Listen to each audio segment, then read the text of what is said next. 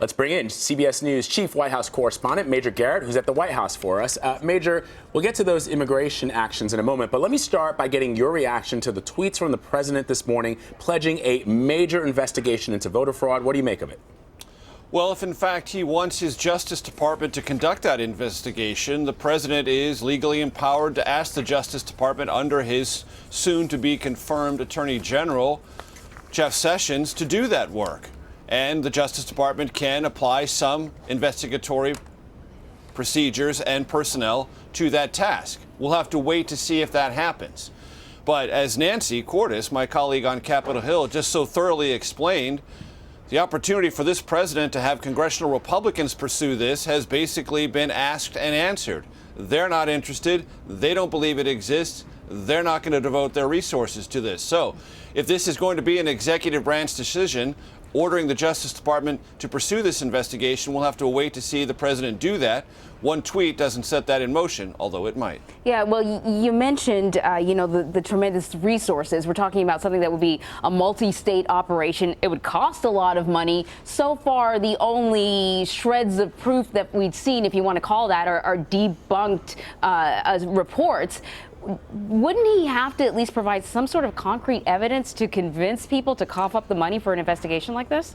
Well, there are resources within the Department of Justice budget that could be allocated or reallocated for this if the president so ordered.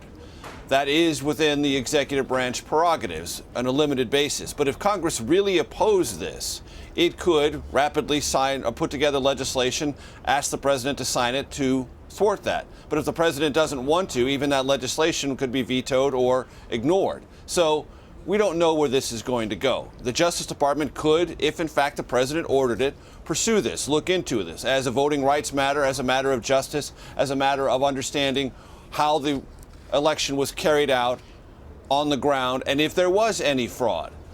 But that's something the president would have to do, have to set in motion, and the language would have to be very specific. And I urge everyone to wait to see if that action, A, happens, B, is set in motion, and what the results of that are. One tweet brings this to our attention. It does not set it in motion. Major, let's turn to those forthcoming actions on immigration and refugee admittance. What are your sources telling you about what kind of specific language we can expect to see? Well, look, specific language we have learned already this week that is advanced before executive memoranda or executive actions have been signed by this president can be misleading.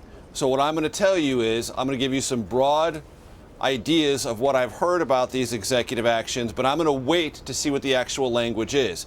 Because there has been a tendency within this administration to say, well, we're going to do all these things, and you look at the memoranda language or the executive order language, and it falls a bit short of that. So, in broad terms, there is already a 2006 law that authorizes funds to build a physical barrier along the entire U.S.-Mexico border. That's a law. So within that, there is a lot of flexibility for any executive branch that wants to forward that particular goal.